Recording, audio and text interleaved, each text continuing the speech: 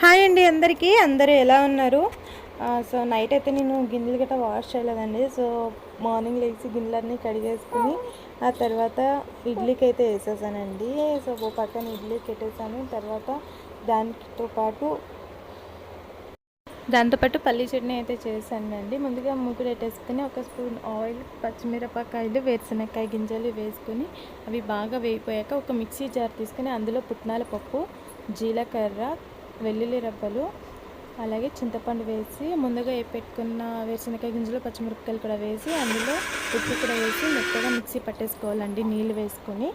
So పచ్చడి అయితే ready అయిపోయింది. మీరు కావాలితే తాలింపు కూడా పెట్టుకోవచ్చు. నేను దాంతోపాటు మినప్పట్టు వేసుకున్నానండి. మినప్పట్లో మీరు కావాలితే ఉల్లిపాయలు కూడా వేసుకోవచ్చు, బట్ నేను ఉల్లిపాయలు అయితే వేయలేదు, ప్లెయిన్ మినపట్టులు అయితే వేసేసాను. సో ఈరోజు మా టిఫిన్ అయితే ఇదండి. అలాగే దాంతోపాటు టీ కూడా పెట్టేసుకుని టీ తాగేసాము. తర్వాత బట్టలు ఉంటే బట్టలన్నీ ఉతికేసి ఆరేసానండి.